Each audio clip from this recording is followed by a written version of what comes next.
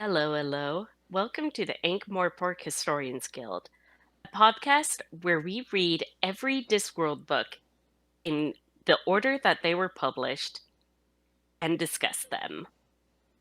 This week, we're talking about Sourcery. We're not I'm, excited about it. I think I probably like Sourcery the most out of the three of us. Oh yeah, for sure. You I'm you worried said the about word you. like. You said the word like, so um that's all you really need to know. Go. My name is Purtis. I use they, them pronouns. I'm beloved by God, and I will kill Rincewind. Uh my name is Mulch. I use they them pronouns. Uh I can't say anything like that. I with a straight face, so I'm not going to. But good on you for doing it with a straight voice. Nothing about me is straight. Never say that shit about me again. A level voice. A calm voice. Let's fucking get into this one. Let's Oh, go. yeah. And I'm Chio, Oh shit. and I use she, her pronouns, and I may sound like I'm a little out of it, and that's because I've only had 3 hours sleep. It's a luxury Listen, amount of sleep. That's way too much. Listen, you've only had 3 hours of sleep. I'm hopped up on my new fancy pain meds. We're gonna do great. Yeah. And I still don't have a fridge. It's very cool. It's You a cool still time. don't have a fridge? Yeah. That's awful. It's Oh my god. it's That's tripping the awful. fuse every time I turn it on. Oh my god, that's horrible. The fridge that's in our driveway works, so I'm like on the verge of just using that. But like, what the fuck? Anyways. Yeah. Yeah. Horrible and awful. So, I think I differ from the two of you because I think there are some good ideas in sorcery. It's just that I think that I they're buried mean, under a pile of bad ideas. sure. It's a Terry Pratchett book. Of course there are some good ideas. This book was still shit. Yeah. But It's like there are good ideas, right? There's like he goes back to the dungeon dimensions, fucking again, and that still works. Like as a finale, it's cool. Coin is theoretically a cool character. Theoretically. yeah. I like Yeah, Coin. like He's yeah, not in his I fucking wish book though. I wish Coin was in this book.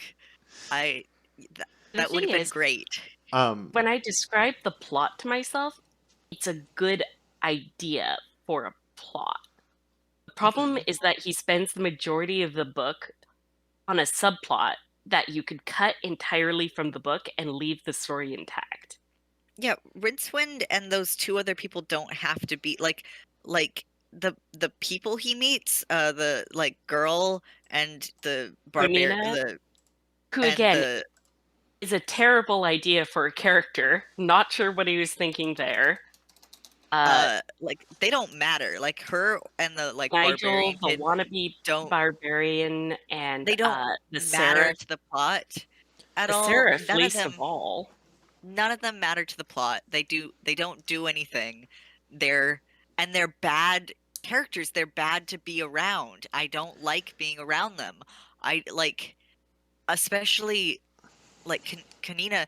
Rincewind is fucking awful to Kanina. Rincewind is extremely sexist to like a really uncomfortable level, and then like horny for her as well. And that's not great. That's the worst, actually. I hate it. Yeah. I feel like we should talk about the plot a little bit because I felt like the plot was Mhm. super interesting. The entire middle part of this book is completely irrelevant to the actual plot of the story. We should make that entirely clear for anybody to listening to this. The plot of the book is laid out in the first scene and solved in the last scene very quickly. Literally, Yep.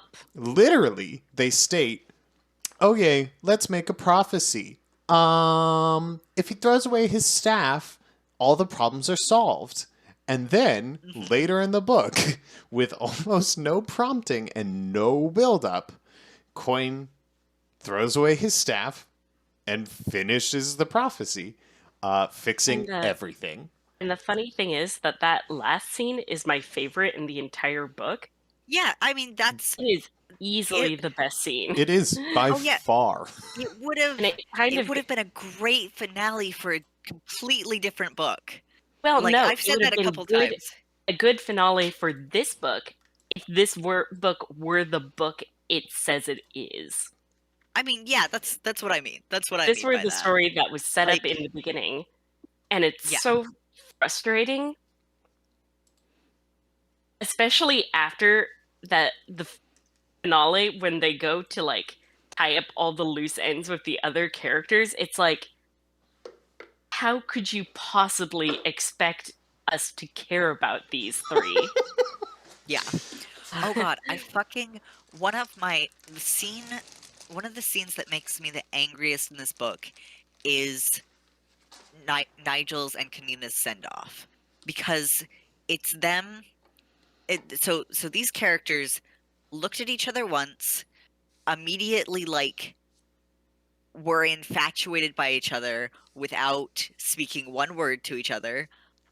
They were For like just no because, you reason. know, yeah, for There is no reason, no reason for Kanina to be just attracted because, to Nigel.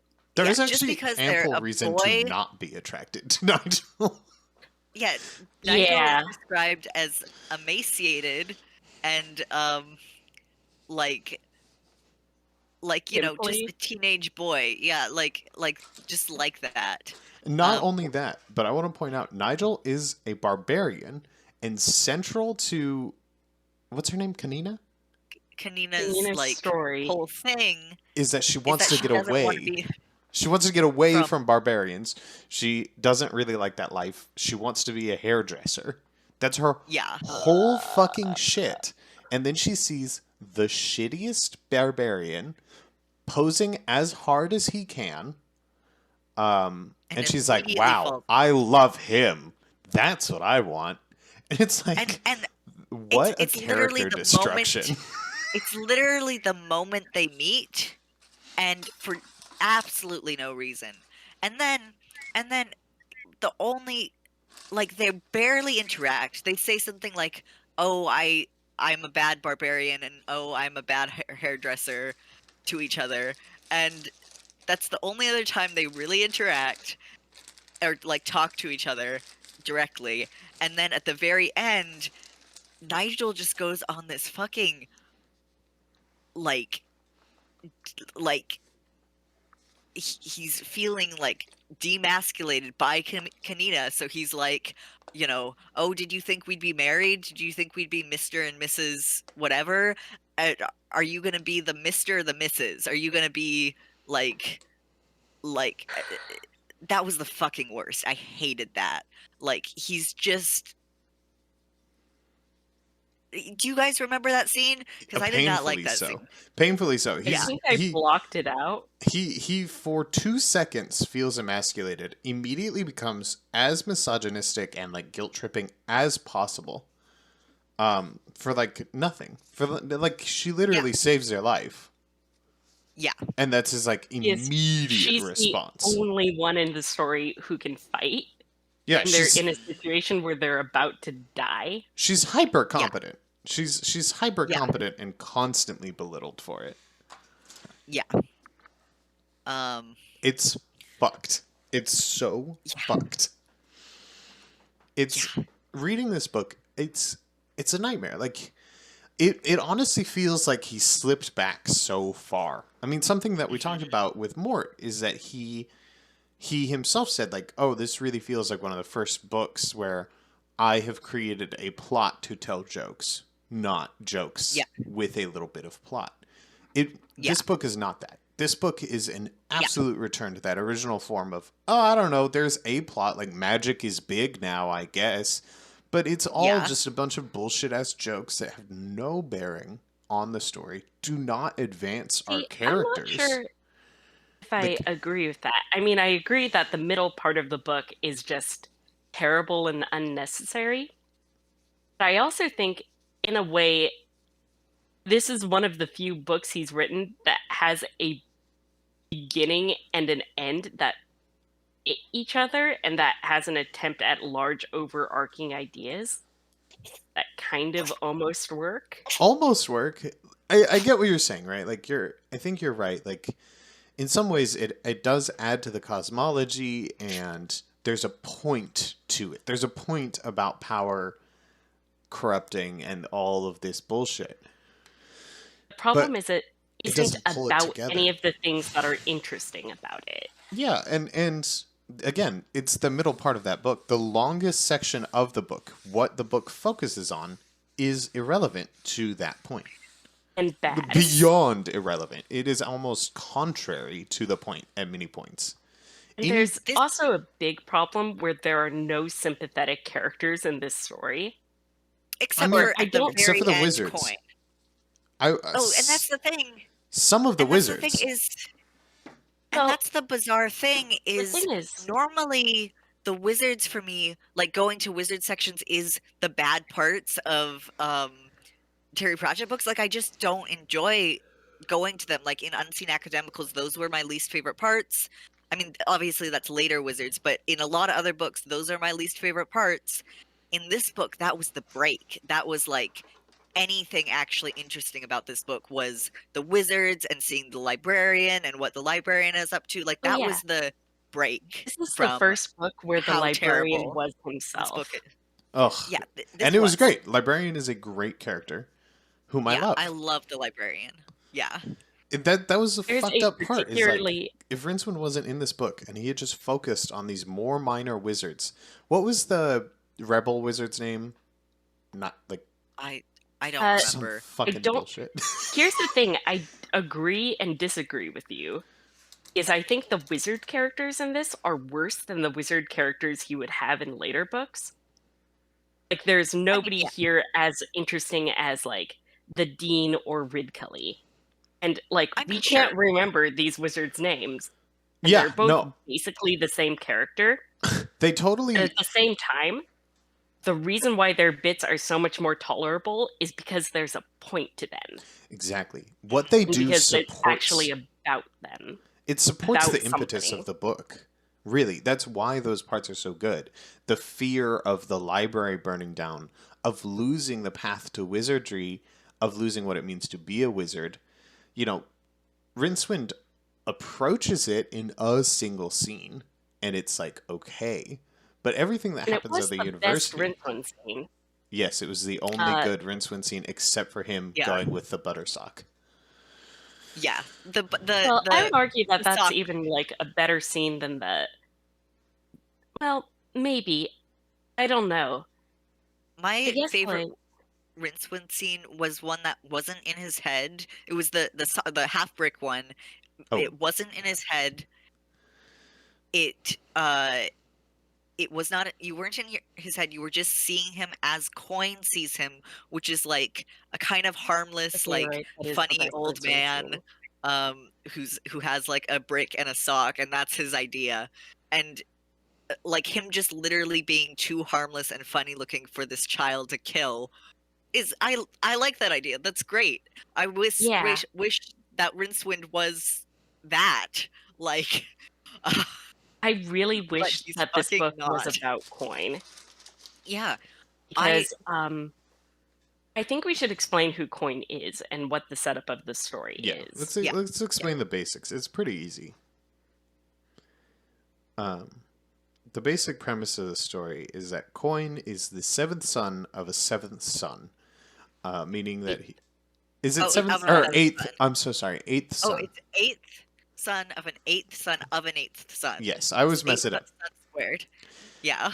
Which means that he is a sorcerer, a source of magic on the realm. It used to be in Discworld's history, it's explained, that sorcerers were quite common. All of spells were made by sorcerers. They created things whole cloth. They were much, much, much, much more powerful than wizards.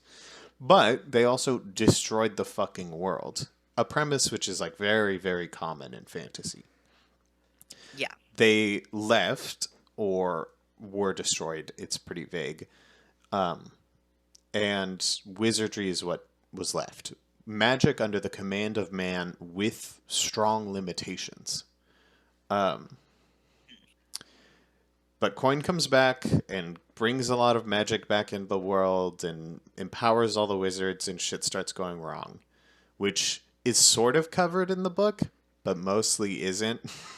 Like, he literally just tells us over and over and over again that the wizards are fighting, but it doesn't impact, like, a lot of things. Like, they run away from it sometimes. Like, it's there, but it's not... It feels not impactful in a very strange way. Yeah. Okay, I feel like you described the plot, but you didn't get to what the emotional core should have been. So the beginning scene, the setup of the story is that there is this powerful wizard who is dying. He's grief stricken and enraged. He uh, against university policy or wizarding law married and had children and was cast out of wizardry for it. And he's got his eighth son, and he casts a prophecy saying that his son will take over the university and be the ruler of all wizards, etc., unless he throws away his staff. Yeah, Yeah, and specifically, he will pressured- wear the Arch-Chancellor's hat. Yes. Yeah. So he's pressured into the prophecy. Death says, there's got to be a way out of it. Like, you can't have a prophecy without that. And Death is there because this guy's about to die. So this guy's like, his wife just died. He has his baby son, and he's like, I'll fuck up this kid's life. Or basically, I will live vicariously through this kid. Yeah, and so he dies. He gets away. He escapes death by going into the staff, and death can't touch him until something happens with the staff. Because since the child has been bonded with the staff, the child will die if death tries to retrieve him from the staff, unless the child throws away the staff. Yeah. It is worth That's the setup. noting as well that it is also explicitly set up that this father is incredibly abusive. Yes. Yeah. Immediately. When as he's dying, Death's like, so what happened to the other 7 children? And he was like, I cast them out because they wouldn't obey me. They wouldn't listen. Yeah. Yeah. And it's like, oh, I you're see. that kind of guy. Yeah. Yeah. He's like explicitly abusive, explicitly a shitty dude. Yeah. Which is worth noting because it's what would have made Coin an interesting character were he to significantly appear in this book. Yes. That's Yes, why basically the I didn't premise cover is it that a lot because it's barely in this book. So his So coin what- is a very young child. He is explicitly Yeah. something like 10 years old. 8 Yeah. to and 10. so And so under what- the thumb of this abusive, controlling father, while being one of so the most powerful person on Earth. So the thing is with Coin is we do see him throughout this book, but we only see him under the control of his father. You don't understand that there's a split between Coin and the child and Coin and his father until very late in the book. There's one scene where another wizard sees Coin crying while the staff is in the middle of his room, like doing shit. There's one scene where that happens and that's the only hint you get that Coin is actually a child and not this like crazy, like very Power-oriented. like power-oriented maniac. Like that's the only hint that that's actually the father, which it is actually the father influencing Coin. Oh, And that's the well, only hint yeah. you get to the very end. I want to But we point don't out. know to what extent he's being influenced even. Yeah. I want to point out that We don't know whether it's straight up possession or whether it's just influence. you talk about it being one scene, but it's actually super strange. So he gives us that one scene, and it's actually relatively early on in the book. But the trick of it is that he never gives us another. He just keeps talking about that one really small scene. Like, again, it's literally a wizard walks by his room and, like, sees him crying with the staff floating above him.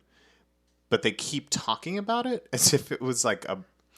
Like, he keeps hyping it up. Instead of giving us more scenes where Coin is questioning these things or showing some form of hesitation. Or even just acting like a child. Yeah. Like if you saw, Instead I of think doing that's part any of of what that, makes he just restates the scene over and over and over again. and it's very frustrating because I don't understand how he could come up with that idea and just go, you know what? I'd rather be writing this shit I'd really like to over hear about here. Rincewind's rock hard cock for a little bit. I yeah, would yeah, that's fine. love to hear about how much Rincewind wants to go to the harem. That's what Yeah. I want to do instead of talk about this super interesting child character I've written. Who Yeah. is especially frustrating to me personally is I'm gonna be real here. Coin is the type of character I love. Yeah, Like, I'm a big fan of kind of difficult child characters. Mhm. Like one of my favorite characters is Damian Wayne from Batman. no, Yeah, and to be clear about how messed up Coin is when like all this is happening, like this huge power trip, like they're straight up killing people. Like they kill a lot of people. Like Coin kills a few people individually, but the wizards through Coin's influence are killing a lot of like just normal people and Yes. like Oftentimes in grabbing like power. very sadistic ways. yeah. Yeah. And Coin, Um again, it cannot be overstated. Coin personally kills, quite aggressively, several people. Like, yeah. it's part of what the only thing that makes the finale really trip up for me is that Coin kills a Yeah. lot of people, personally and aggressively. Like, without We hesitation. don't Without a single second hesitation, he kills a wizard in his introduction yeah. for almost no reason. Yeah. Basically as a demonstration of strength. Yeah. Um And like kills. Like, it's implied this dude doesn't even go to fucking like heaven type shit. Like, dead. More than we normally Yeah. see in this series. and that's another thing where it becomes like frustrating because we don't know to what extent Coin is in control of himself or aware of what he is doing. And at the very end it's suggested not very much, like because when he's like not touching the staff, he's like, oh well, I wish that guy wasn't dead. What's happening with him? Like I don't, like there's even a suggestion that he doesn't fully understand death, like, or what's happening at all when he's not touching the staff. Yeah. It could have been so interesting. It would have been so interesting It could have if been it had so. put- This could have been so good. It's especially frustrating to me because we know that at this point in his career, Terry Pratchett can write a child, and that's such a rare ability to have. I feel like Yeah. the majority of fiction authors that try and write a child just, at best, write a teen, and at worst, write a really shitty adult. But he Yeah. can do it, and so it's so frustrating to have this child character that I want to know more about, I want to understand, and nothing. instead You we're don't get listening anything. to Rincewind's rock hard cock with these characters that don't matter. Yeah. Like Yeah. Another thing that really frustrates me about Kunina is I think she has the same issue as Mort, where a lot of her characterization is just description. Yes. mhm. Like her introduction, where she is the best thief. Oh, could have been Basically, so good. yeah, where he goes to great lengths to describe all of these miraculous acts of thievery she's done, like stealing jewels that somebody has swallowed without them noticing that she's stolen them, or Yeah.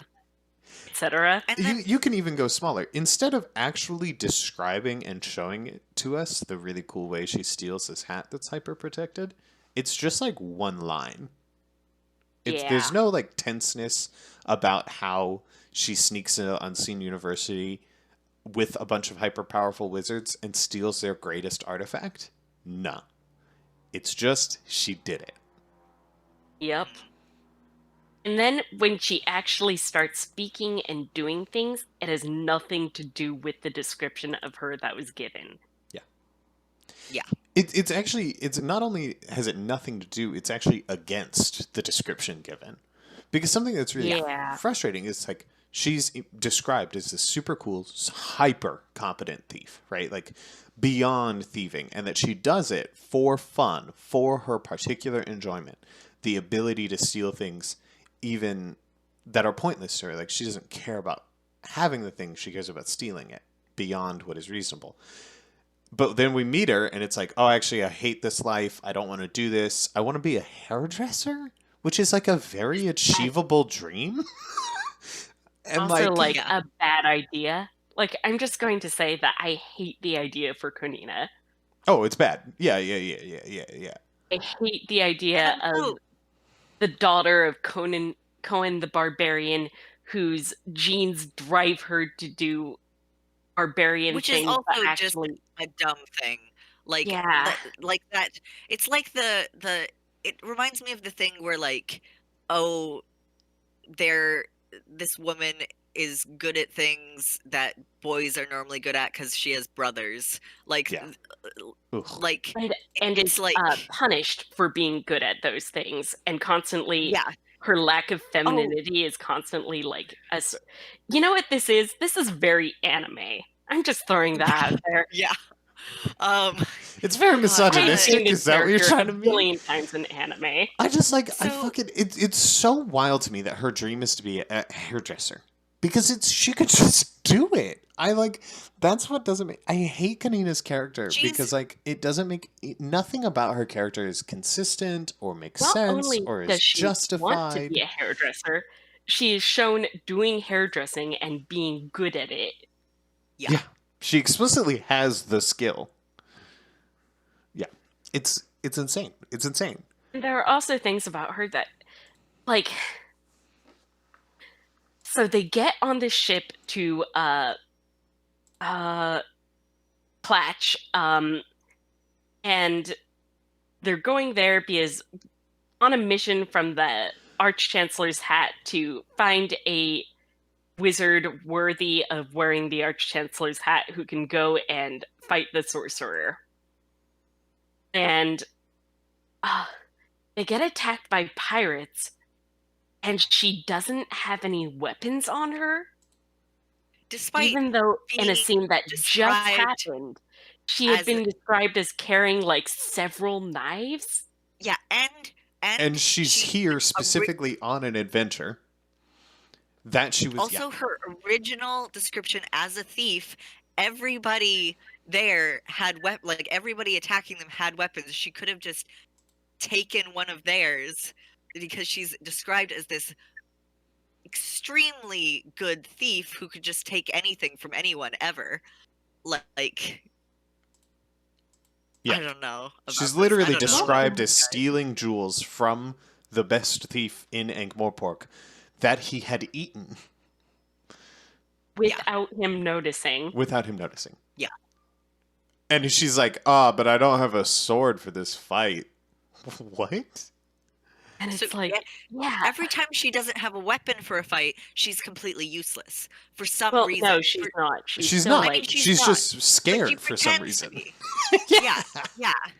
She just doesn't do anything until like Until she she does. absolutely It's has just to. like, yeah, It's it weird. doesn't make any fucking sense. It doesn't make any sense. It's bad. Like it's literally just like she has to be like pushed into being competent into doing stuff, which is the exact opposite of how her character is initially described and how how her her character character would is be good. portrayed and how her character is portrayed when she does take action.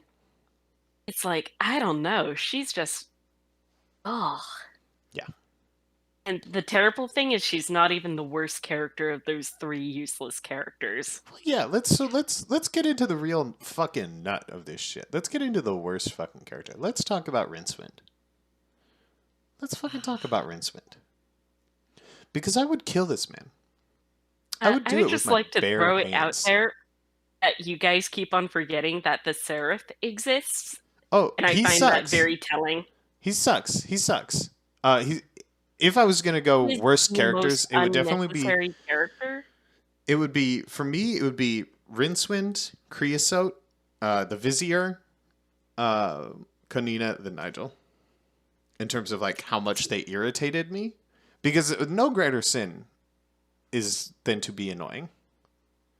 See, Yeah. I thought Nigel was the most annoying. He talks Like less. as soon as I saw him, I was like, no, get this guy out of my face. I fucking hate him. He talks Yeah. less, which I think helps. Creosote talks a lot, and I hate him. And Rincewind, we get to see his internal monologue, which is a nightmare zone. It's a hell place. It's criminal. I would like to give Terry Pratchett props. Rincewind's characterization is really on point. I can often predict or expect what Rincewind would do.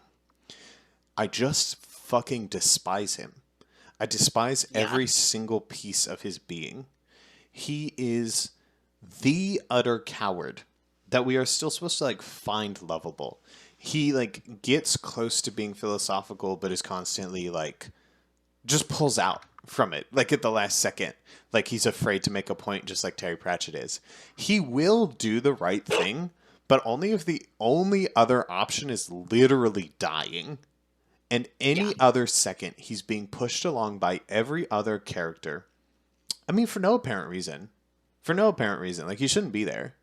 If I was Kanina and I saw this dude, and I was like, can you cast a single spell? And he was like, oh, nah, but I'm really a wizard. I promise. I'd kill him with my own bare hands. I'd kill him with my own bare hands. He's so fucking shitty and so unpleasant that every character that interacts with him does not desire him to exist or be near him, and yet they like all accept that he will be. He's Yeah. a dick to every single, even slightly sentient being that he can find, Yeah. including the luggage, who has saved his life. I don't know, 100 And times he's now. a very good boy. And a Like- very good boy. We should point out the luggage is the best boy. The Yeah. luggage deserves Rincewind just cuddles. keeps kicking him. Yeah, literally kicking and insulting the luggage. And again, the luggage Completely has saved unprovoked. his life many times. He owes a lot to the luggage. It is also the most valuable object he owns, and the only access to magic that he directly has.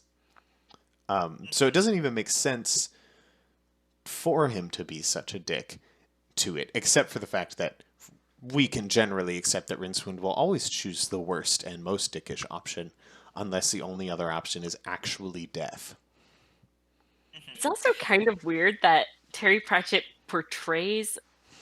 continuously portrays a visceral aversion to the luggage as being rational. I Yeah. know. It's Normal. insane. Because it's like an It's like- adorable creature. Even the like drawings Yeah. and paintings that he commissioned over the years are actually still quite adorable. And on one hand, Yeah. I get the idea that it's an eldritch horror and that it eats people like a lot. But on the other hand, like people that the luggage has saved are cruel to the luggage unprovoked. Yeah. He's like a Like good at dude. one point, Kanina kicks the luggage because he accidentally bumps into her leg because he's tailing too close. Because Which he is, likes I her. think is a good point to bring us to the fact that I am deeply conflicted about the luggage's subplot. Oh, it's. So Oh, yeah. So here's the thing. It's very gendered. It's like so gendered. But also, God. watching the luggage do things is very cute. Yeah. Yeah. Everything Like about the walking luggage with is like luggage, admirable to some go regard. to the bar and go to a bar and get drunk is just a delight to read. It's so So funny and yeah, it's so so what enjoyable. is that the luggage fell in love with Kanina as well as Rincewind also apparently falling in love with her for but still treating her like shit. Um and then she kicks the luggage and then the luggage goes off and goes on a bender. Um To which nurse its broken heart. yeah, It's worth which noting here that it is implied to be a semi-sympathetic like effect that the luggage falls in love with Gunina. God, I wish Kanina had kicked Rincewind instead. Me too. yeah. Like it is slightly implied that like the luggage is falling for Kanina because Rincewind is like it's related to each other, and the luggage's subplot slightly reflects Rincewind's own feelings about Kanina and her. I'm putting it in quotations relationship with Nigel, God. which I think is like an interesting way to take this because I do love the idea of this magic box which is bonded to the worst man in the world and like Yeah. its reactions to that. And again, the luggage is just fundamentally charming. The way he writes So the cute. luggage, the way people react to the luggage outside of Rincewind is fucking adorable. And he really does just get like absolutely fucking drunk, has the worst hangover of all time, and starts fucking killing people. And it's the Yeah. only Oh, God. justified murder in the whole book. Yeah. And he's described as waking up upside down with its feet in the air in the mud. And it's so cute. Yeah. Really quick, this is a different subject, but can we talk about how out of character Rincewind is in the last section of this? Like from the half brick in the sock going up to coin, the rest of the book he's completely out of character. Like the I mean, way I would he argue he's in character and he's just been out of character for like, I don't know. that's like It's out of the character. It most is. I idealized agree. that's the most idealized version of Rincewind I could imagine. Like It's that he's just out of character for the rest of the book, and that's the one time he's in character. Like, it's almost out of character. I mean, the thing about Rincewind and something that that gets reinforced every single book is that he really will do the brave thing. Like in some kind of sickly way, we are supposed to find Rincewind admirable. It's important to remember many fucking people do. You know, yeah, we are like Rincewind is a hero, a reluctant one, a scared Oh. one, a weak I one, want to know something terrible but at he is the Rincewind. hero. Outside of, I think he may have the most books of any sub-series in Yes, Discworld. he is I think he the does. iconic character of Discworld. Like it's Sam Vimes and fucking Rincewind. Yeah. Well, Death. Yeah. Death is more iconic. Well, that's fair. I'm in terms of like main characters because I feel like Death Yeah. But, like, appears always, and he's really iconic for that reason. But I don't know. In terms of human characters, I guess. Okay, Yeah. that's fair. Rincewind? it is really, yeah, it is really like the thing that differentiates that situation. I think is that Coin is a child, and Rincewind is suddenly very heroic, and that could be just because Coin is a child. Like that is reasonable in a lot of ways. It just doesn't feel right because he's been such a dick the rest of this book, and he is like genuinely heroic in that last scene, or like that last like scene, which is actually like the finale is good. Like it would have been good if the story had actually focused on what it should have. And Rincewind is genuinely heroic in it and genuinely trying to help Coin who is obviously this abused kid in this last scene. Like this is the only scene we see Coin as a child, or see Coin as Coin the character actually is. And like Rincewind sees that and is immediately heroic about it, and like tries to push the staff away from hurting this kid, and like runs in. And when Coin and the staff get in a fight, or Coin and his father get in this giant wizard battle, Rincewind rushes in to try to save this kid, and it feels really nice, but it's so bizarre considering the rest of this book. Considering like every other choice and action Rincewind has decided to do in this book. Like even getting to Ankh-Morpork, he left the other characters on a beach where they like didn't have access to like food or water. Like that was Fair, fucked. I probably would have left those characters there too if I had an opportunity to leave. Like, they're very annoying. I mean, sure, but they're like presented as Rincewind's companions, and the only reason he does that is because he's slightly offended by them saying that he's not a very good wizard, which is true, and he knows is true. In fact, he's the worst wizard. Yeah. Yes. Just objectively. He is canonically stated to have less magical power than your average character. Yeah. I mean, your average person in the disc. It's explicitly stated that if he died, magical ability as a whole would go up. He's holding the rest of humanity back.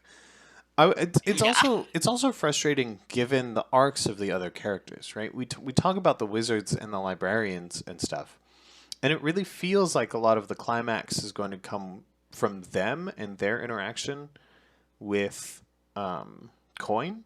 But instead they get trapped and they're like, I don't know, you go take care of it, Rincewind. We've been working on this for 2 weeks and we have a whole plan, but like, go ahead, dude. It feels ridiculous. It's a good finale. Once we're in that finale, it's fascinating to read him. They go back to the dungeon dimensions. It's kind of the same ideas as the Light Fantastic and the Color of Magic is, which we can get into, but you mean it is equal fun. rights? Oh yeah, I do mean equal rights. Color of Magic doesn't have a finale like that. Yeah, I do mean equal rights. Color of Magic just doesn't have a finale. Yeah, I mean they jump off the world. It's poggers. I honestly feel like Rincewind's character should have been retired after the Light Fantastic. Actually, if Rincewind's character had actually just died falling off the edge of the world, that would have been cool with me. But I was being serious because I think the best character stuff Rincewind ever gets is the finale of Light Fantastic. Yeah, I mean, having just read Sourcery, I would agree with that because this shit. I really fucking hate Rincewind. I really, truly despise him. And Terry Pratchett's ability to characterize and to write people means that, like, the level of hatred I feel for this man is really intense. Like, it's more than I feel for most human beings that I hate in real life. It's really, you know, it's the risk of being good at writing characters. If you fucking write a hateful, like, if you write a character that is shitty, I'm really going to hate him a lot. I'm really going to fucking hate him. And I do. I really, really do. Yeah. This book is frustrating in that way. So I think the base idea, I think the idea he was going with the Arch-Chancellor's hat was going to be sort of contrasting these two inanimate objects that have been possessed by powerful egotistical wizards and sort of like contrasting them against each other. Like, I think that's what he was going for, but it didn't work at all. And like the hat doesn't really matter in the end. which Yeah. is funny because there's been so much focus on it, and I get the idea that the hat would just be part of a cycle of like starting the mage wars again or whatever, but like that's like Coin is presented as more of a danger on his own than the fight between the hat and Coin, and the Yeah. staff. Yeah, Like, there's not a strong reason for the hat to be sentient in particular. yeah. That Well, in actually, particular is kind of weird there to me. is, I think. I think the hat being sentient is the entire point of the hat's role in this story. I mean, it is because the hat is there, but again, the hat doesn't need to be in this story. Oh, yeah. Like, Like, because honestly, I would have preferred it if he'd cut it out altogether. because you're talking about this contrast of these two magical objects that represent both wizardry as like as these climbs for power, right? How wizardry can be a climb for power and how sorcery can be. But the real contrast that he paints and talks about a lot is the idea of a wizard who has no power, who's like almost rejected power.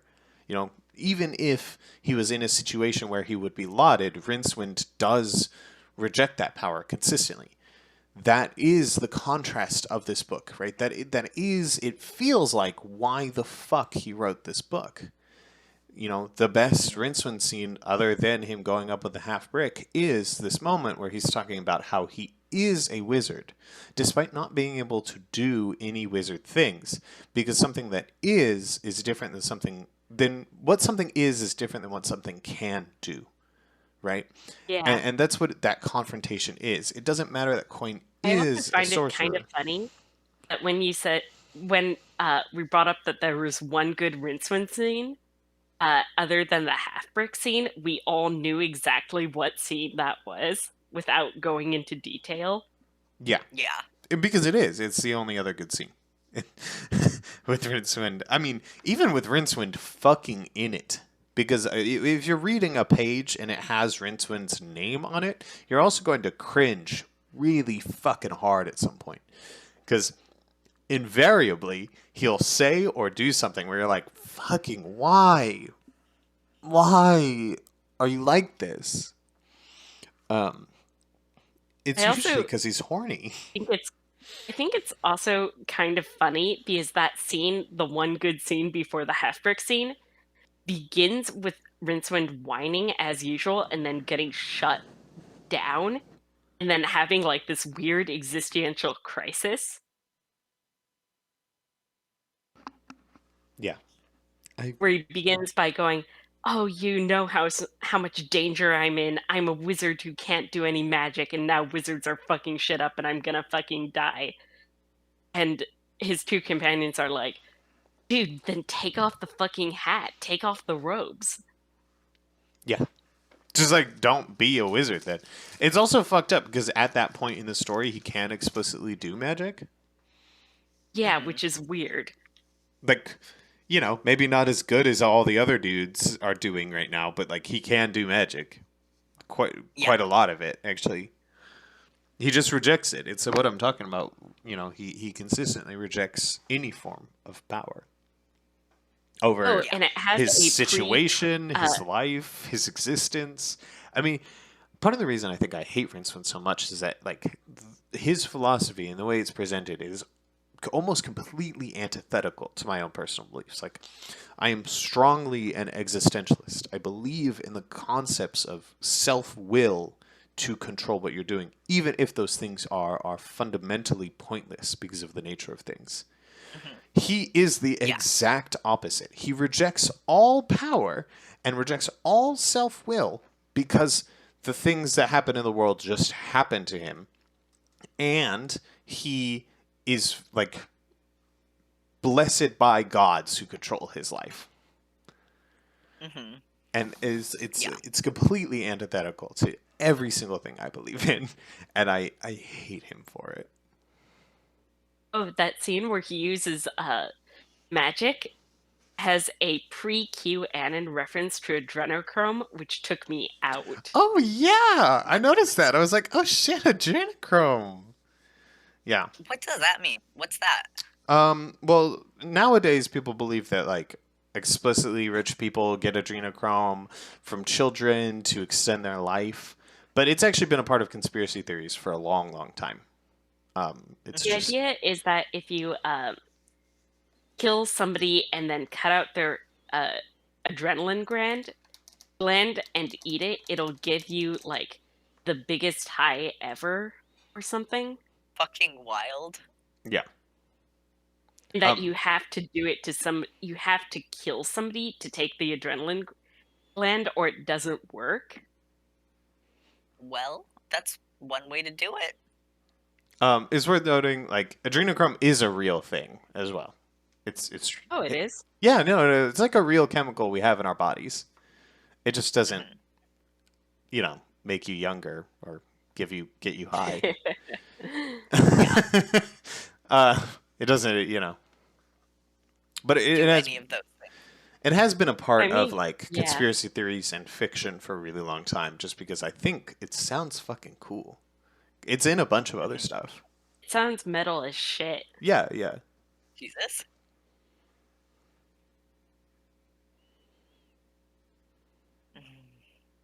I love the luggage so much.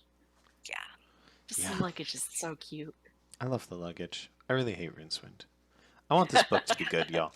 I wish this book was just about coin. I wish this book was like a quieter examination of coin. I wish it didn't have Creosote, who we haven't even talked about, but is this like super duper duper rich lord who gets his rocks off by having women read him poetry. Tell him stories. Stories. Yeah. Yes, stories of any kind. I'm so sorry. I forgot how this dude got off. Is a drunkard, and is like completely unattached from reality, which is cool, which is really fun. We didn't talk about the vizier. Just accept that there is a vizier who's an absolute caricature and shouldn't be in this book. And is one of many viziers inside of Rincewind books.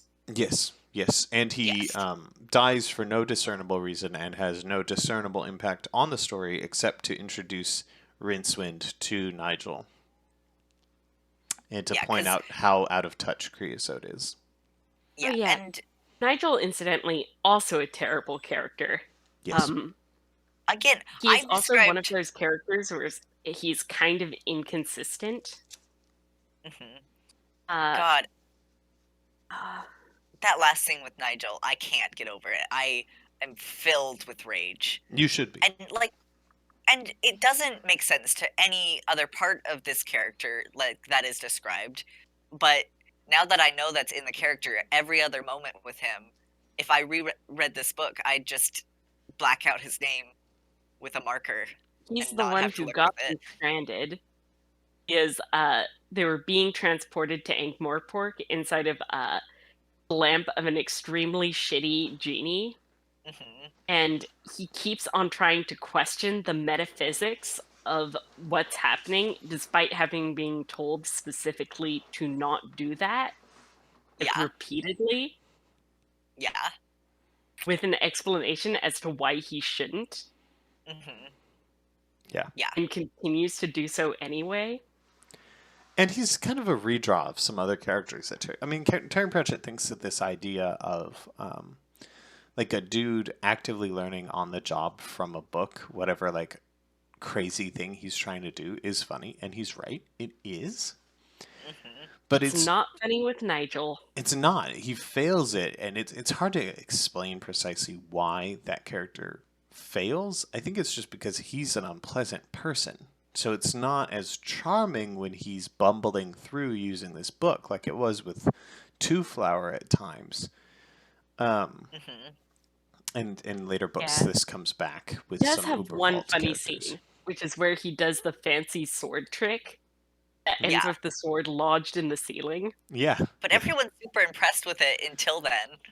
Like, it was fancy. Yeah. I mean, they were impressed even after he was done with it. It's just he didn't have a sword to ensure that the trick was up. Yep. When he's like, he did this when facing off with guys who were gonna kill them. So, like, it's not an appropriate time to do that. But, you know, It's implied that it's the only sword play he actually knows. Yeah. yeah. I think actually that Nigel has a couple of funny moments. Like I thought his introduction was a little charming. In the snake pit with just like chilling with this single snake and being completely out of his See, depth. I like the snake in that scene. I did not like Nigel as soon as he introduced because I think I knew immediately that he was going to be hooked up with Konina Well, yeah. because I've read so many Yeah. Discworld books and I did not want to see that happen. Yeah. You know, I mean, I think he has little charming I bits. will I just think say it doesn't work because he's unpleasant. I will say that if Kanina had hooked up with Rincewind, I would have gouged my eyes out. That's true. I would have stopped reading the book if I'm being honest. Yeah. I would have set it down. Uh, there's canonical confirmation in here that Rincewind fucks. There was Yes. even in The Color of Magic. Yeah. Rincewind talks about his orgasms and it was like, and sometimes he had orgasms with other people. And that was like in The Color of Magic. No, that was in Which this one. That was also in this one, but it had been mentioned before. I In the other don't books. think so. Man, I really don't No, want to pull. 100% I really was. don't want to pull up the PDFs and start It control 100% effing was because orgasms. before this book, I have told you guys that Rincewind was described as fucking, like that he canonically fucked before I read this book. I mean, we had a conversation about it as you were reading it, so maybe that's what you're thinking of. No, in the recording of either the Light Fantastic or the Color of Magic, I said Rincewind has been confirmed to fuck. No, It's true. you said that specifically in the chat while you were reading the book. I also said it in the chat. I promise because you, you can go over our recordings of the Light Fantastic and the Color of Magic, and Rincewind is not confirmed to fuck in any of those. In the Color of Magic, they offhandedly mention that Rincewind has had orgasms with other people. No, that's only in this book. It was no, because I had not read this book before I knew that. Yeah, because we were chatting while you were reading the book. No, this is before I read this book. I know. I knew this. Purtis brought it up. Purtis started reading it before you did and brought it up in the chat. So in the Color of Magic, it is offhandedly mentioned. Mulch, I have read the Color of Magic 3 times in the past, like, 3 months or so.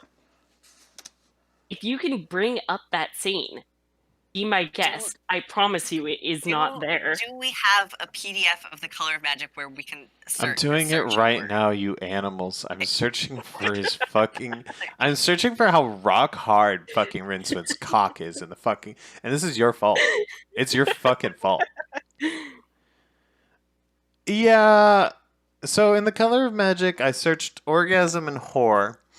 And like, yeah, he does have the part where he's like at the whore pits and takes pictures. It doesn't explicitly say. It's hard to look. It's hard to look up what he would have said to describe how hard he fucks. Try orgasms. So the exact line that he has orgasms with other people, Michi is correct, appears in Sourcery. That exact line. Wild. That exact line appears in that. I do believe that they mentioned that he had some interaction sexually with other people before. Like, I think that gets mentioned, but I don't remember the exact context. Like, I think, the way I remember it is that it's a really offhand line that's like, of course he's had sex or something like that. Like, of course he's done it, but he's not supposed to, or some weird shit like that. I don't remember what the exact line is, or whether it appears in Light Fantastic or Color of Magic. I don't know if it matters. I don't know if it matters at what point he canonically fucks, because it's bad. It's bad knowledge no matter what. Actually, I feel like it's important for us to know Okay, to be well, be upset by. Uh, oh, on a you. less How about upsetting note, you try and search the Color of Magic PDF yourself and the Light Fantastic PDF for when he fucks. I will leave that to you, and you can put that in the fucking vid description for your own embetterment, your own pleasure. I'm Because I pretty sure really your don't want to judgment's keep more looking for his important. hot orgasms. On a less unpleasant note, I think this may be the book that introduced Lord Veterinary as Lord Veterinary. Yes, yes, it does. Yeah. Which was interesting. It And was the weird. Lord It was a Veterinary, weird bad choice to do it at this moment, I will say. Because he introduces and explains Veterinary as we know him, as the like hyper competent, long lasting leader of this city. And because he is too competent and too effective, he also immediately removes him from the story. Which is Yep. insane. Which is an insane choice to do. I'm glad to see Veterinary. How do you It's spell- cool. Please don't how do you ask me to spell spell orgasm. I hate this fucking show, man. Chio, it's to you. It's to you. How do you spell orgasm? I'll type it out. I've put it in chat, you criminal. Orgasm.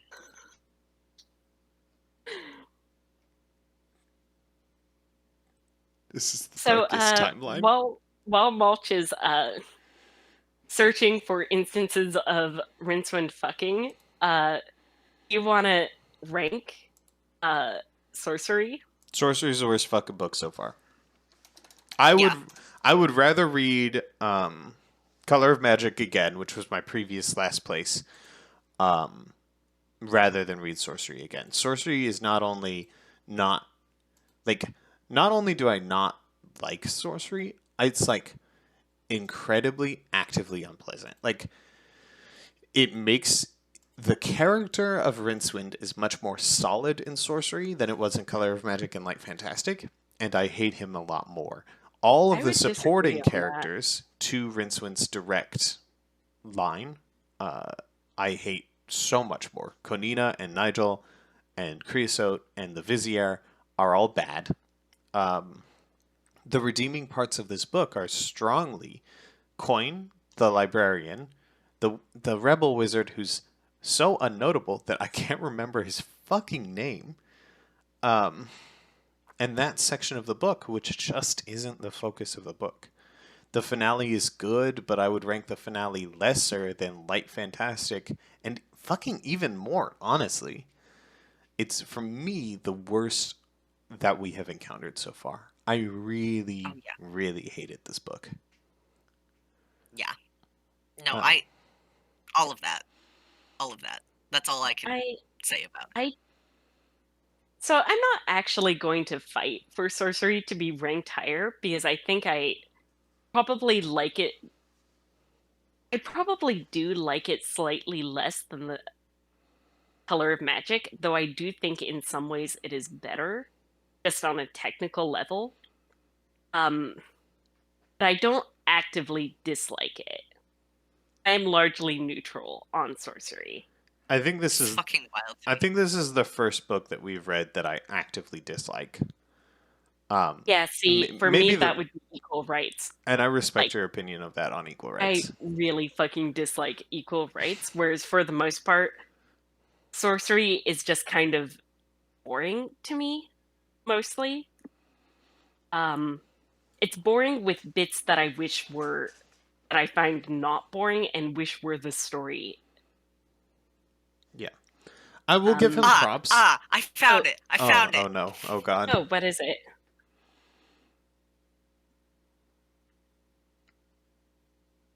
Well, you can't just say that and then not read it. Well, hopefully they've gotten so excited they disconnected their microphone. Which is actually... Could you not hear me through that? Oh my No, god, we do that's not exactly hear what you. happened. No, you cut out. You said, "Oh my god, I found it," and cut out. Okay. In Light Fantastic, the line is, Rincewind knew what orgasms were, of course. He'd had a few in his time, sometimes even in company. Holy shit, you were right. I Yeah, was you got fucking fucking right. owned, Michi. You did too, you motherfucker. I said that he I had orgasms with You other said- people. You said that I was right and that precise line was from Sourcery. And it is in feel Sourcery. so I should be clear. That, validated. It is in Sourcery. that exact line It's is in also in Sourcery. Basically, yeah, that exact line is in Sourcery as well. He just fucking reused it, and I hate it. Yeah, Mulch and I actually talked about that last night, where it's interesting to read these books all in order, because you get to see how many lines, like little quips. Terry Pratchett does just reuse little quips. Oh yeah. His overall He also concepts are really has different. entire bits like- that he reuses. Yeah, there are If he has whole a lines. library bit he uses constantly. Yep. It's really interesting to see that, because I think they fade out over different times. Like, there are certain lines that he just stops using at a certain point. But now we get to read them in every book. Like, every 2 weeks now I get to hear... God, what was the one I used as an example last night? The one about the... Wait, I don't know. Yeah, because this was us. Oh, the stealing things. With there are some people who steal things. There's steal everything except what's nailed down. There are some people who will steal the nails as well.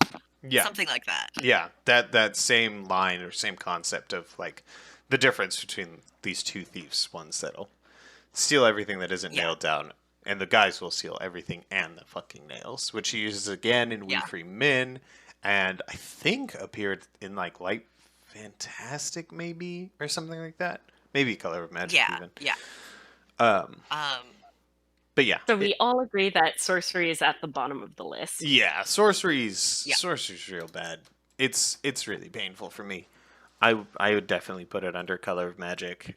I will give him props. A lot of the jokes are more composed, and this book has a story. But he fails on that story. And for me, the difference is, like, Color of Magic also doesn't have a story, but he's also not really trying to have a story. He's trying to have... That was also my argument for why The Color of Magic was more... was better than Equal Rights. I know, but I just didn't like it. Like, I mean, that's the thing, right? Is, like, the ultimate sin a character can have is being annoying.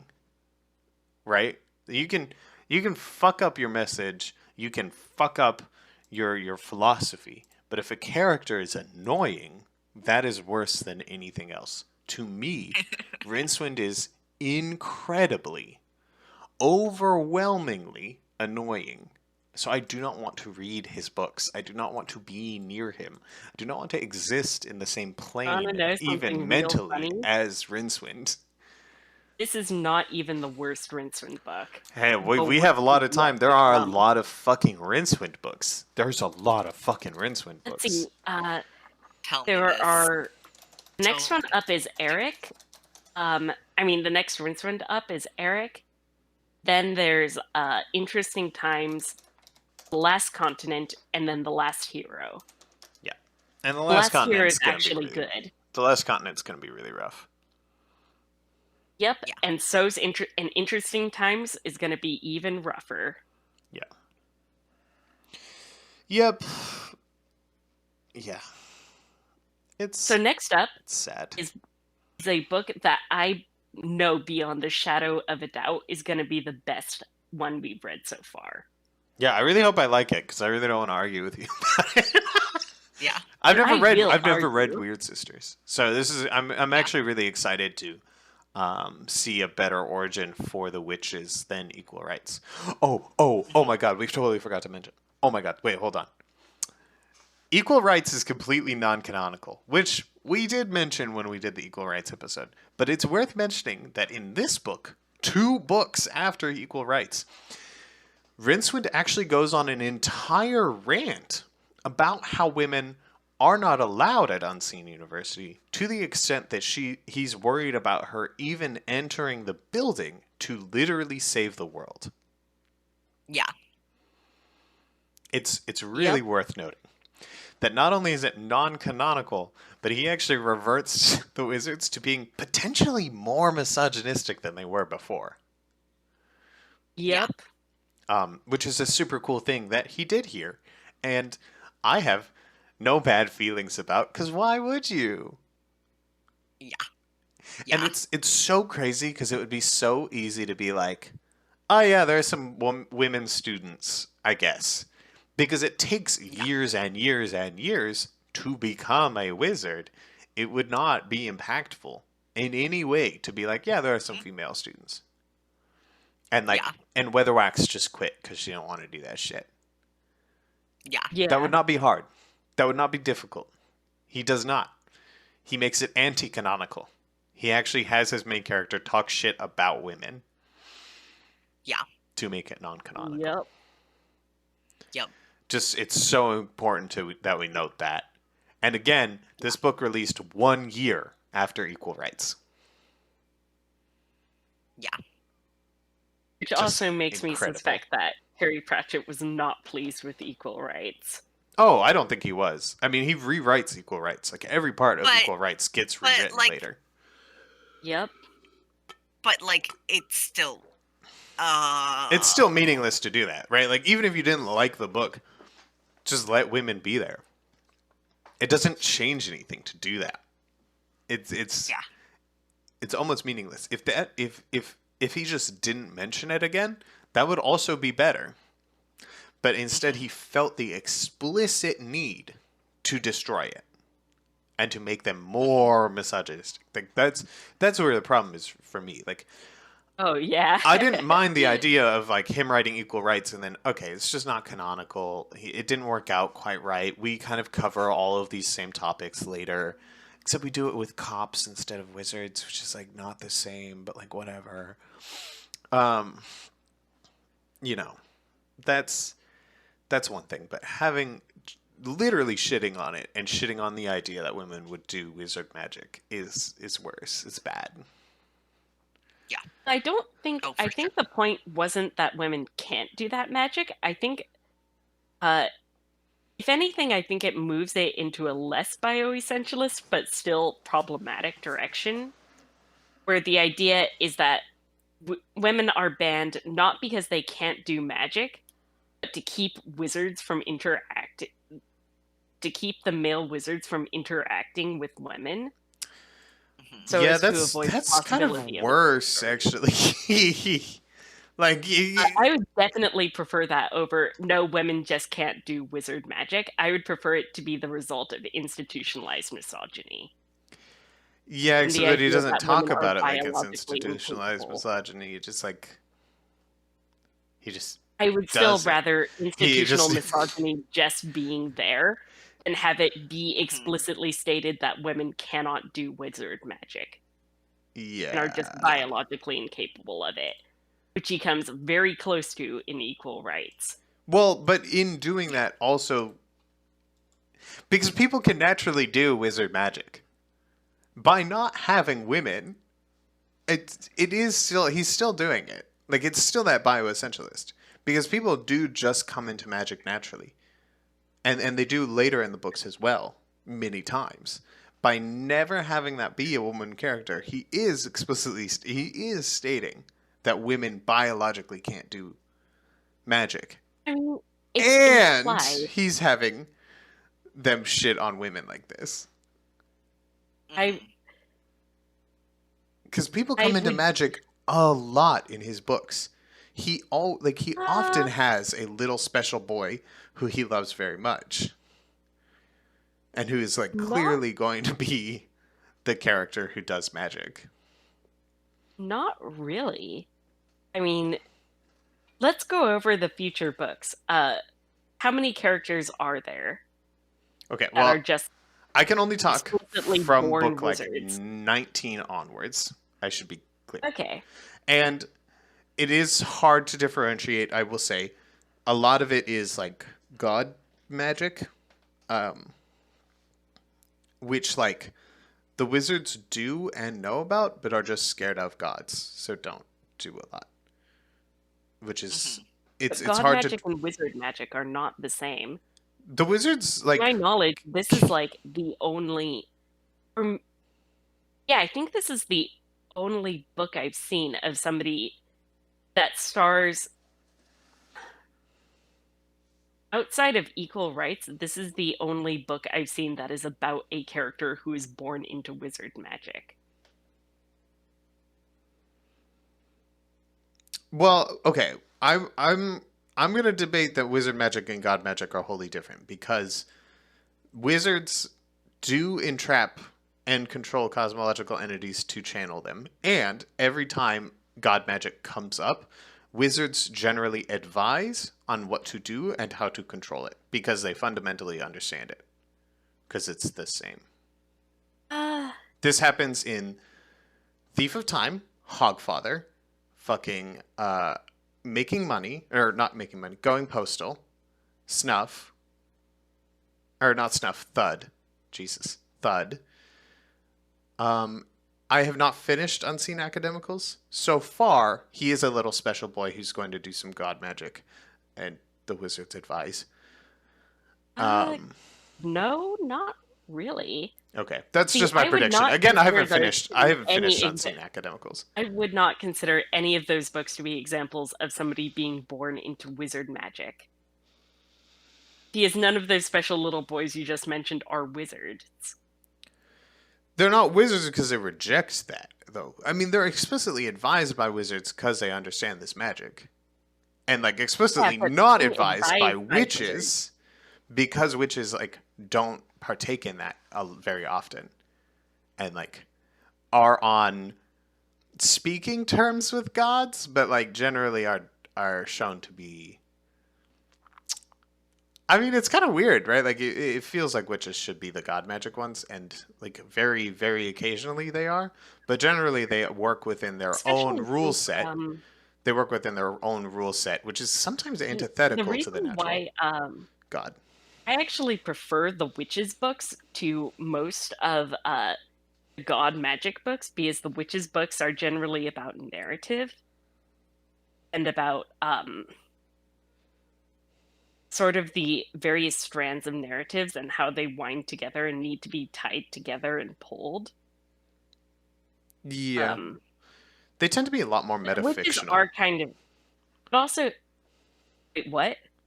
The witches books tend to be a lot more metafictional, which I really like. Yes, they are more metafictional. I thought you said dysfunctional. I was like, wait, what? No, they're way not. more functional. It's like fundamentally more functional than almost any other character he writes. But also, like, the What's witches' characters are kind of cut off from the mainstream Discworld books in a way that the wizard books are not, which is odd. yeah. Well, I guess part of it is kind of like straightforward, which is the witches are books are set in rural areas, where the wizard books are set in Ankh-Morpork proper. Yeah, I mean, it's also he's just scared to write women. That is true. It's really that he's just scared to write women because he puts witches in cities earlier. We see that in Equal Rights. Yeah. Like he does think it's an interesting concept, and even in Witches Abroad, there's a woman, like there's a witch who lives in the city and does magic There are for the multiple citizens. witches. There are multiple witches who live in cities in Witches Abroad. And yet And none yet of he them doesn't. affect the city plots. Yeah, like Like- at all. Yeah. I think it's really just that he doesn't feel comfortable writing women, which is probably, given the amount of women I've just had to read, which were very bad, a good choice for him. But, you know. Which is funny, because again, the witches books slap. Like, they are very fucking good. Yeah, I can only assume that his wife helped him because because this Oh god, I because still Remember remember in the essay. Remember in the essay who was like my wife. who goes to all the is- meetings, who's super woke. hang on. I think I cracked it. He can only write female characters interacting with other female characters. Yeah, Cannot That's write fair. female characters interacting with male characters. that is very, very possible. Because yeah. I'm looking back over. Yeah.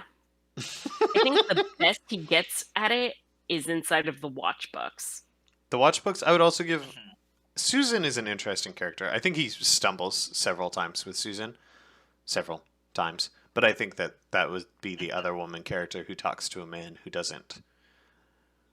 I mean, just absolutely Yeah. shit the bed because she And I think retains part her of it own. is because She it's retains her written own from her autonomy perspective. consistently. Yeah. Uh, and those Susan books are Susan's books, Yes. which Yeah. I think is That's true. very important. Yeah. I mean, that's what I'm saying. She retains her autonomy. She doesn't just like Yeah. Yeah. get married And for no Um, reason. Going Yeah. back several places in the conversation, I think we're going to have to come back in later books to the is this wizard magic thing, or is this a character who is born into wizard magic thing? Yeah. We'll come. Because I strongly disagree with you there. I strongly feel that wizard magic and god magic are really strongly related. I mean, yeah, Mhm. we'll I think related definitely and the return. I same feel like are not the I mean, I it's feel like in the magic. placements, I feel like in the placement of the books and the fact that pretty much only male characters interact with it, I think it is like implicitly emotionally the higher same potential. thing. I think it's emotionally the same thing, but maybe not like literally. Yeah. I don't know if that Is makes sense. Like, in all portrayals of wizard magic post sorcery, wizard magic becomes less and less something somebody is born into, and more something some people learn or yes, train themselves into.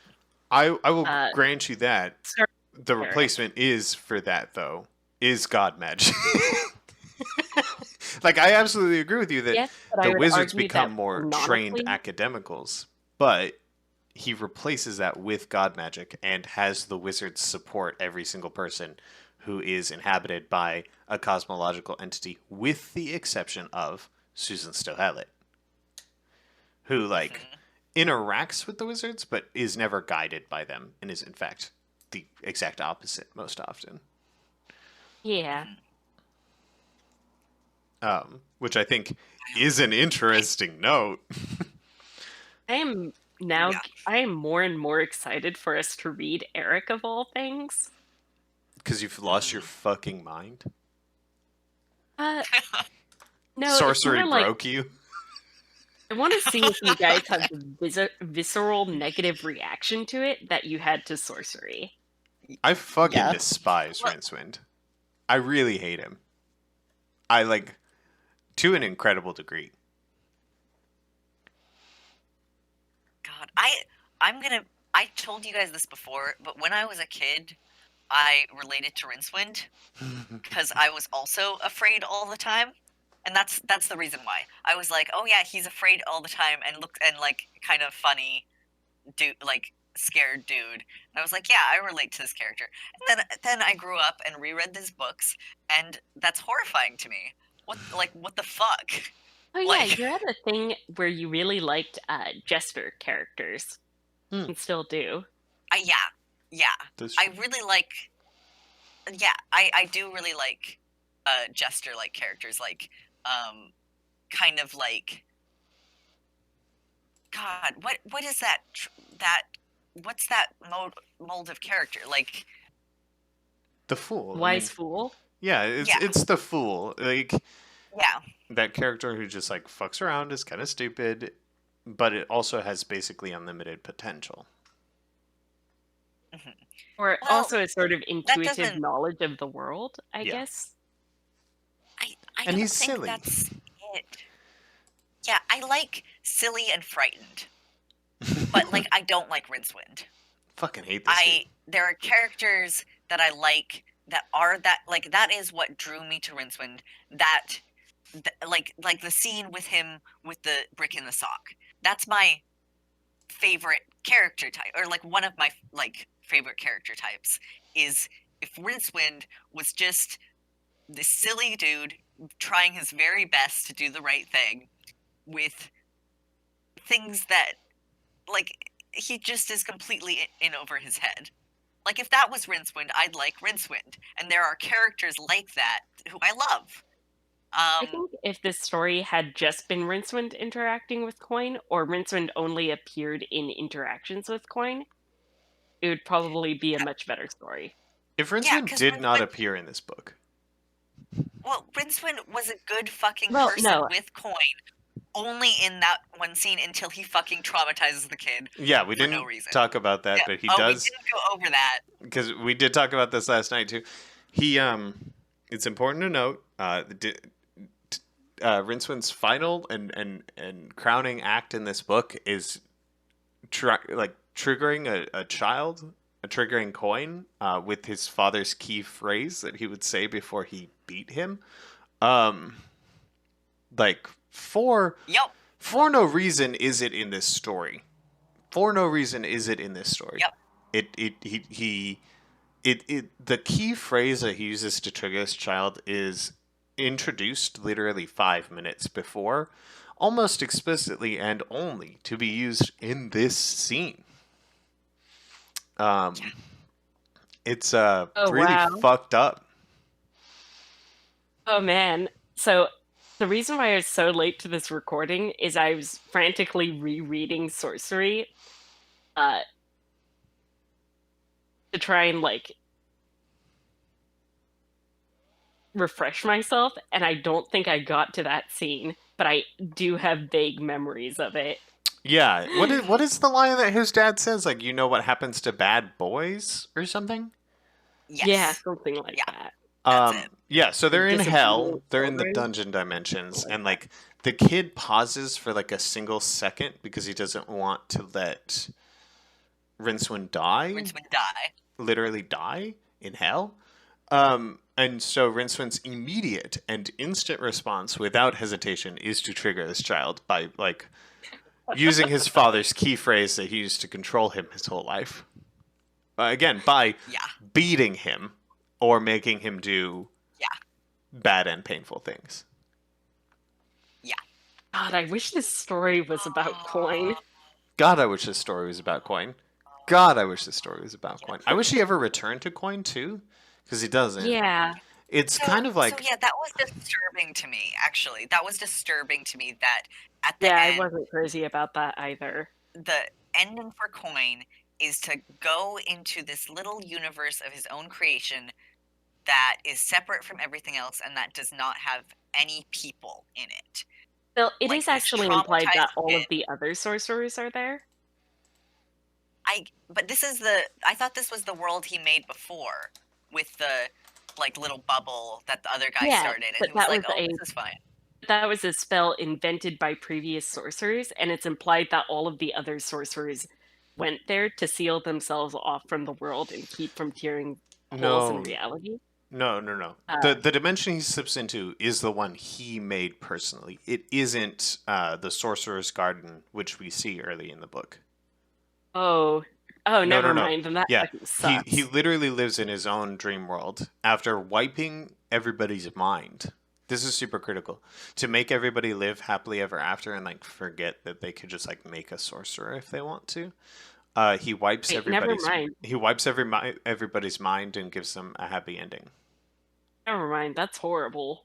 Yeah, it kind of makes it like it's weird. It didn't have to be this way. It's true that he can't stay in this world, and it Well, I absolutely would makes sense. argue. But what I wanted him to do and what I thought he was going to do was just make Coin a dimensional traveler. Hmm. Because I the mean, thing is that like I disagree that he can't be in this world. he can't. It's like explicitly explained that like he is a source of magic. As long as he remains in this world, he will be a gateway for not only the dungeon dimensions, but for all the most powerful magic that has destroyed this world before. Oh, That's never mind. why all the sorcerers left. I thought he could just not do magic. Never mind. Yeah, it's not really it's not explained super well because it's also important to note that he's like 10 or whatever. Like he's been alive for a while and he's had these magic abilities for a while, but like he only starts leaking magic in and wizards only get more powerful because of his presence when he walks in, which is weird because it's Yeah, it's a worldwide effect like at every other point of the story. Like, I thought that he was just going to become a Emotionally, dimensional traveler, a la, You're right. If he had yeah. just become a And dimensional traveler, that would have been a much better ending. yeah, and emotionally, it's so horrifying because this traumatized kid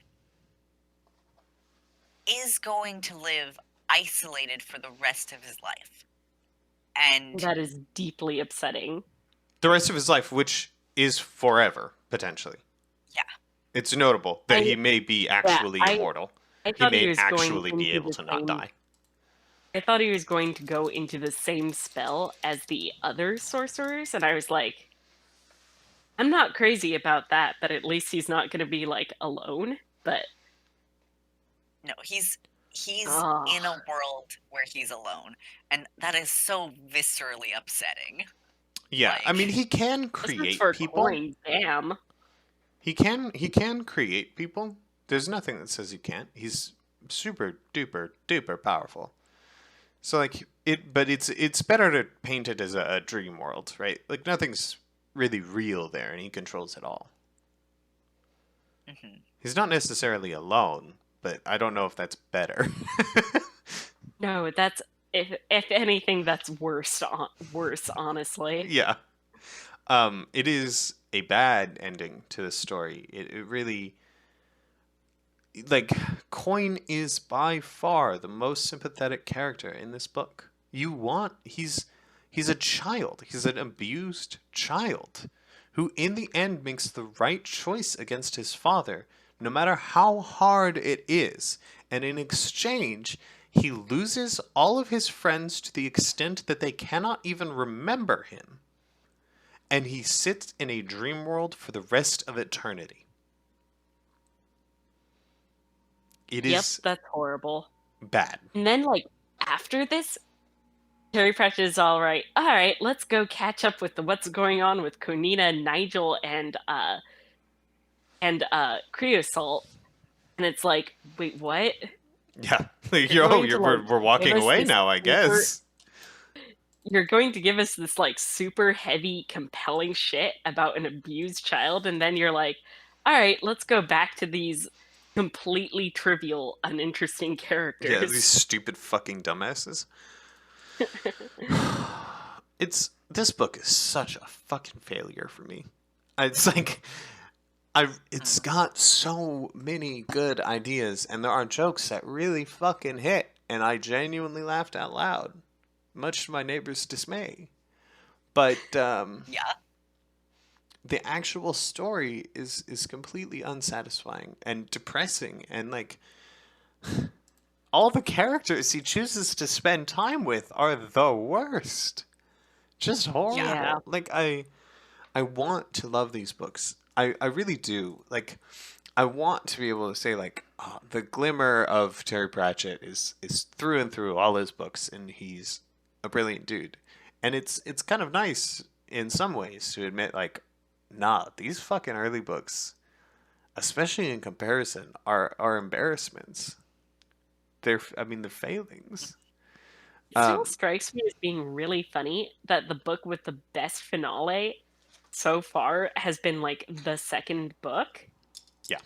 Is that feels weird and wrong. Well, and I mentioned that we could talk about the finale. It's the most successful because it's the first fucking time he does it. He does it two more times, and neither hits as well.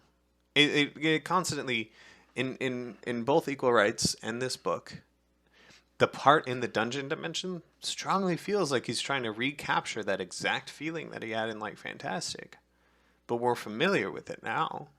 It doesn't work like Well, that. and also it worked in the light fantastic because it was the finale to the story he'd been telling.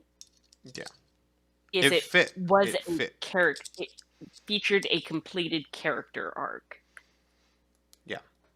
I I, feel like that's a key element that these are missing.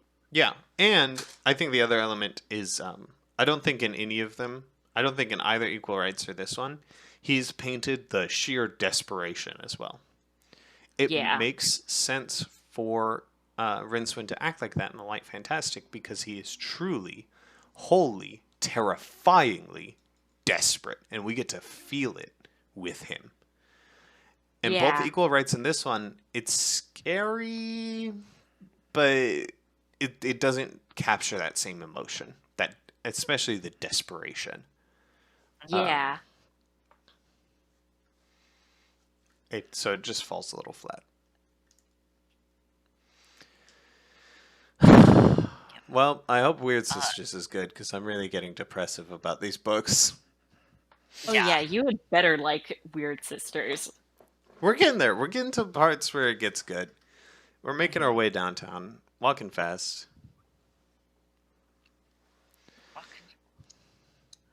All right. I do All want right. you guys to know that I didn't hear any of that whole last section. Oh, But I will Uh-oh. re-listen to it and edit it. well, don't worry. So I'll get it then. I was incredibly insightful, funny, and charming. Don't worry. Just assume. I believe you. I believe you. Just assume I made some really great points. All right, my ears are hurting from the headphones, so I gotta dip. Let's sign off, motherfuckers. Okay. Sourcery is the worst book so far. Have a good day. Don't abuse any children and leave them in a dream world for the rest of their lives after wiping their memories from the world. I can't wait till you two see my personal list because it's gonna make you two so mad. I'm worried that you will actually punch me in the face for our final list. So This will devolve into violence. yeah, I'm worried that I'm going to put equal rights at This like is- number 13 so- or whatever, and you're going to kill me. I want you to know that I have explicitly said that I will not do book club in person. We can only do it in 3 separate rooms in 3 separate houses because I am afraid there will be violence otherwise. No. We can do book club in person for the good books. Come on, we can do We Free Men. I don't believe you. We can do We Free Men, and we can do Hogfather. I don't believe you. We can do the can't game do in Hogfather person. because I already know I'm going to put it lower. You're fucked up. And You're fucked up. You're fucked up. Okay, that's what I'm saying. That's what I'm saying. I will do the game in person with you guys. I will not do the book club in person with you guys. We can do We Fuck Free you. Men, episode 30. We Free Men we can do in person. Because I don't think any of us see. dislike that book. I think that one is going to be the one that's like, I mean, you I don't fucking dislike it. We Free Men? No, I don't dislike it. Okay. I was like, okay, we are coming to I blows. just don't. I don't think it's a perfect book, but I think it's like an enjoyable book. Yeah, it's enjoyable enough. Yeah, that's how I feel about We Yeah. Free Men. I like, And we're not. Oh, it's not the speaking of best. stuff we do in purpose, you two should watch the Madoka Magica: The Rebellion with me sometime. It's the Homura movie. You know what we should do instead? You guys should read Gideon the Ninth. That's my opinion. We all get one media to share with the other people. If we get one media to share with the other person, then never mind. I'm gonna make you two watch Madoka Magica with me. Period. Oh, okay. Well, I've watched Madoka Magica with you. I did not enjoy it. Not with me. You didn't.